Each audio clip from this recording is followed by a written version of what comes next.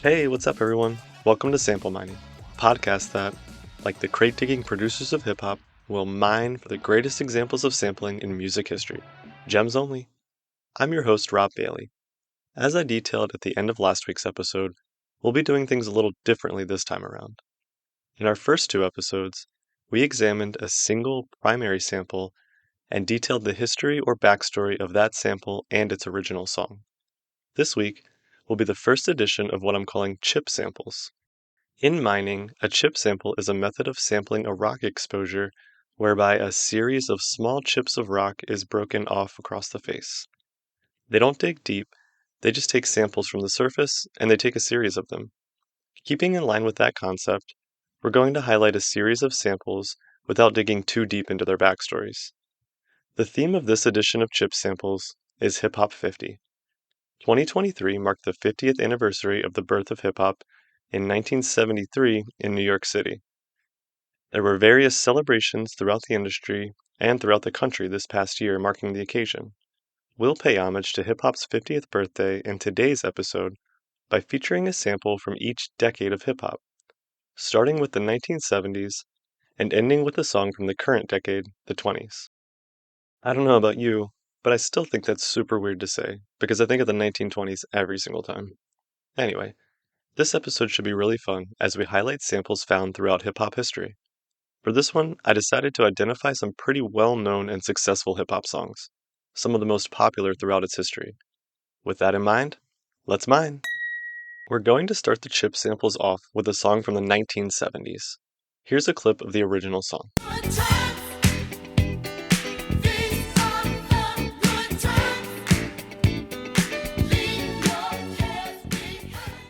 I'm sure you likely recognized Chic's Good Times, but do you know what song sampled it?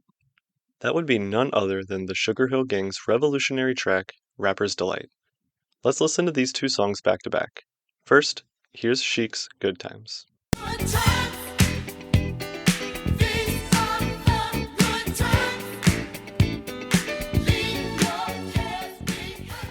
Now, here's the Sugar Hill Gang's Rapper's Delight.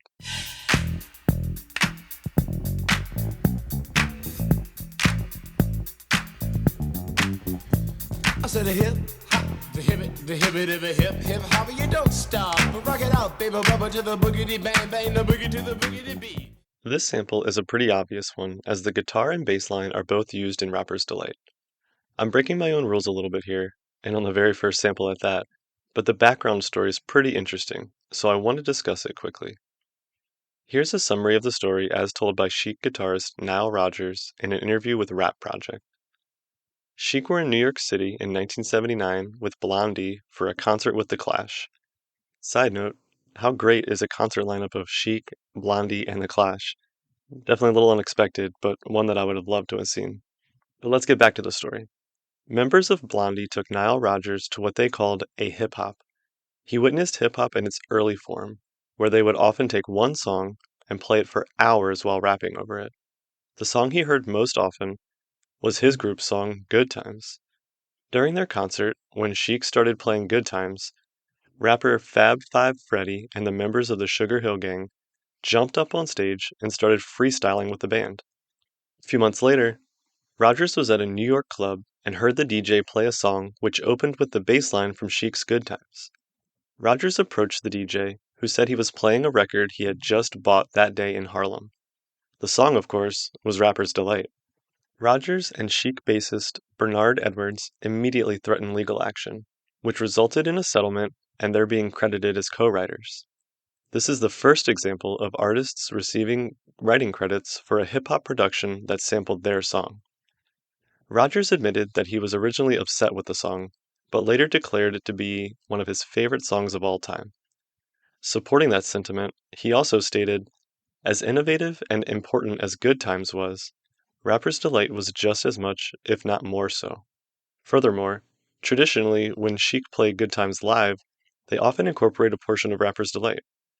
It's pretty interesting how the guys from Chic went from being upset with the sample to appreciating it to recognizing how closely it will forever be tied with Good Times and including it in a medley during their live performances. Another fact that I find very interesting considering it was the 1970s is that Rapper's Delight was produced by a female, Sylvia Robinson. Not only did she produce the track, but Sylvia was the founder and CEO of Sugar Hill Records and the driving force behind the song. She is often referred to as the mother of hip-hop because of how influential she was to the genre and how important she was to its rise in popularity.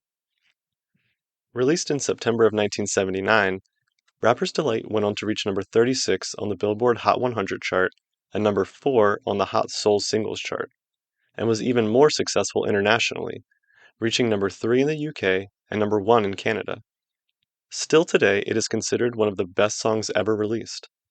Both Good Times and Rapper's Delight landed on Rolling Stone's 2021 500 Greatest Songs of All Time list. Good Times at 68 and Rapper's Delight at 251, which supports Rogers' assertion that both songs were innovative and important, but puts Chic's track on top between the two. Rapper's Delight was also listed at number 2 on VH1's 2008 list 100 Greatest Hip-Hop Songs, behind only Public Enemy's Fight the Power at number 1.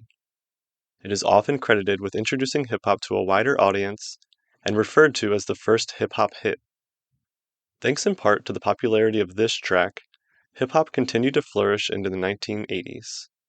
And with that, let's jump into our sample from the 80s. Have a listen.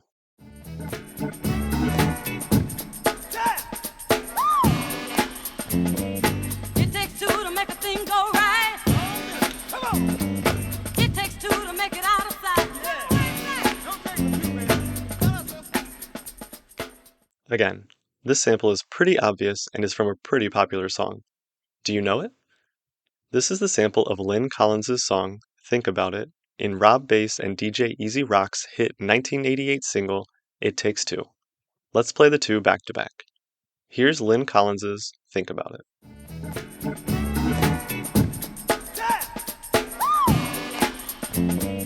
It takes two to make a thing go right. Come on. It takes two to make it out of sight. And here's Rob Bass and DJ Easy Rock's sample of that in It Takes Two.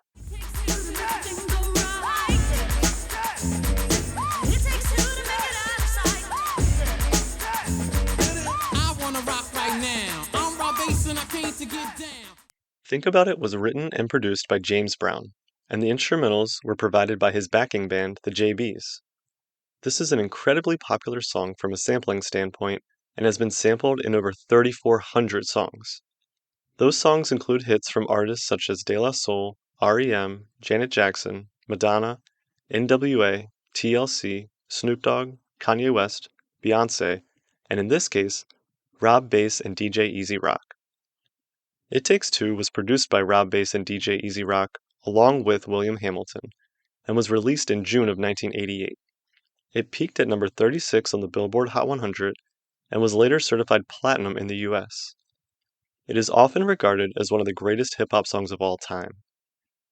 Recency bias may have played a part in this one, but in a 1989 list compiled by Spin magazine titled 100 Greatest Singles of All Time, It Takes Two came in at number 1, which says a lot about how well received the song was. Demonstrating that it has also held up well over time, it was listed at number 116 on Rolling Stone's 2021 list 500 Greatest Songs of All Time. For the 90s, I've chosen a track that some may feel is more R&B than hip-hop, but I feel it's definitely a fusion of the two styles. Let's see if you know it.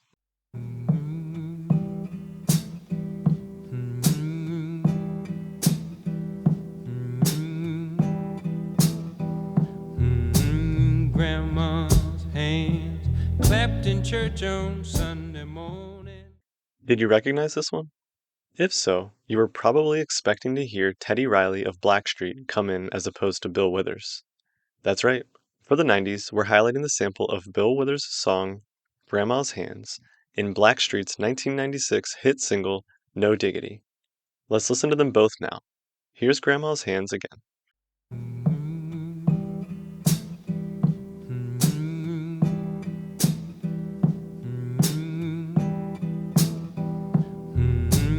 Grandma's hands clapped in church on Sunday morning. And here's Blackstreet's No Diggity. I like the way you work it, no diggity.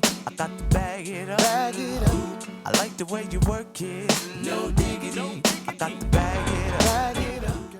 Grandma's Hands was released in 1971 as part of an incredible string of successful singles from Bill Withers, which included Ain't No Sunshine, Lean on Me, and Use Me.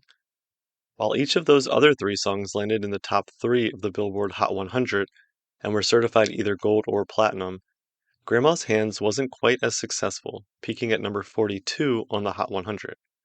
Regardless, it too is a great song, and I'm sure is one that Bill Withers felt was important to release, as it's an ode to his late grandmother, Lula. No Diggity was produced by Teddy Riley and William Skiles Stewart, who developed the sample. It was released in July of 1996 and was a major hit, reaching number 1 on the Billboard Hot 100, and probably more importantly, ending the Macarena's 14-week reign at number 1, staying there for 4 weeks. It was certified platinum in the US and also received the Grammy Award for Best R&B Performance by a Duo or Group with Vocals. The song featured both Dr. Dre and Queen Pen, again fusing the sounds of both R&B and hip-hop, which was rare at the time. Ranking it number 91 in their 500 Best Pop Songs of All Time list in October of 2023, Billboard stated, "No song sounded like it at the time, and no song has recaptured its full effect since." Upon the release of the track, Tupac released a diss track aimed at Dre titled Toss It Up. Dre had left Death Row Records a few months before, which label's CEO Suge Knight and Tupac took exception to. The original version of the song featured production very similar to No Diggity, so much so that they were issued a cease and desist order and had to update the production. The final version of the song still features some vocals that are very similar to No Diggity. Spoiler alert, looking ahead to next week's episode, rap beef and diss tracks will be a prominent topic of discussion.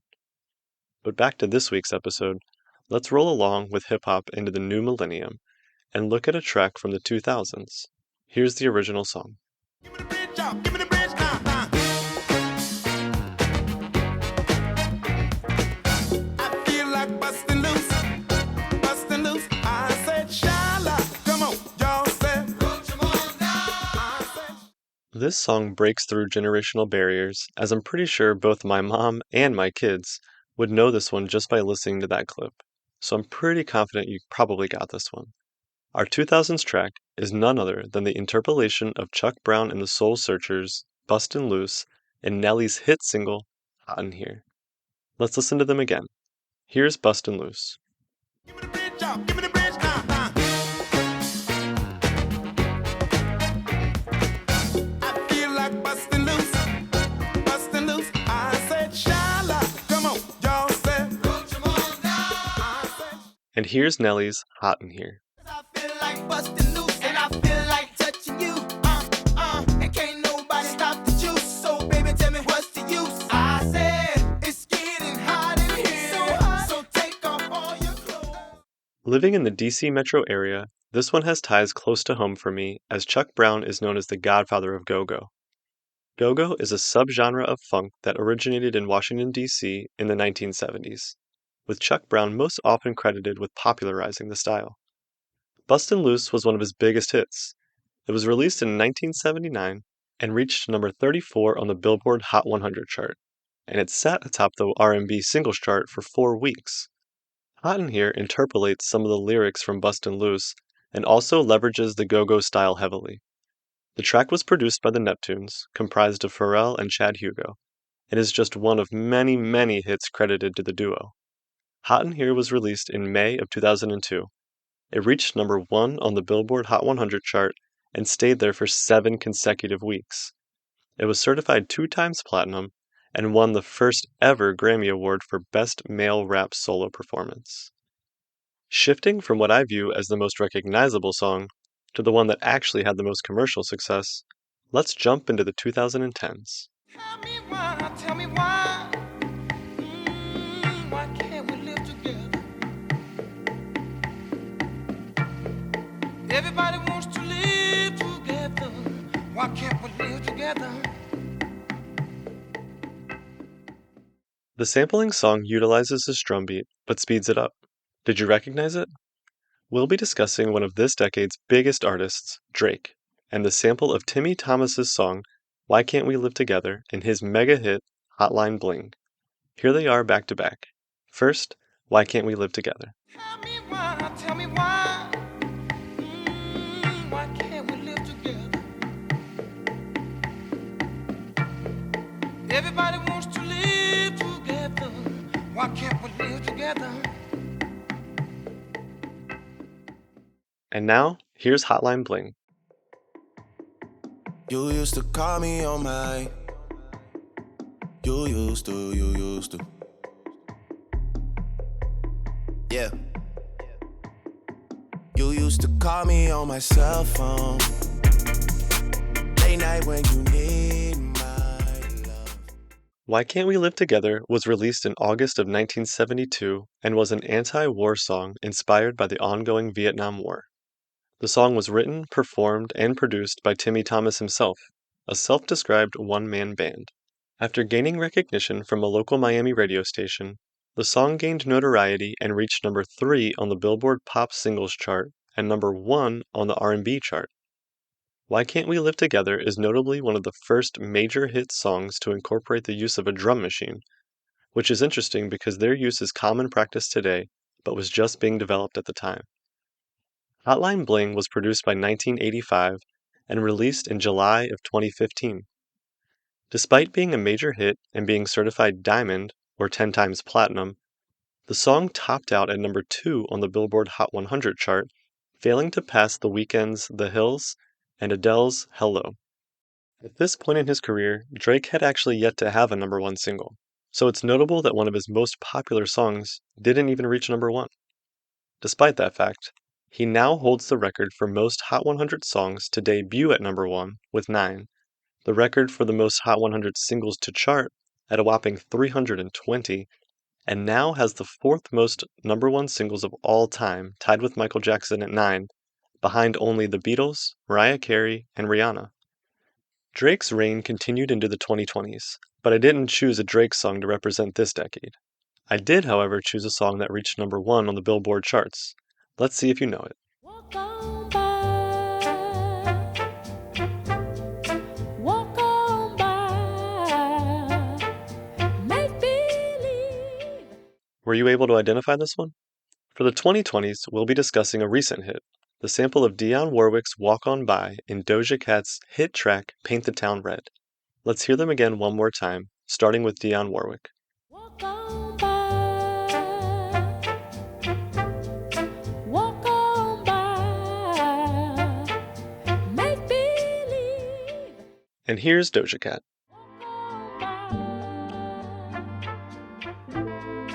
Walk on Yeah, bitch, I said what I said. I'd rather be famous instead. Walk On By was released in 1964 and reached number 6 on the Billboard Hot 100 and number 1 on the R&B chart.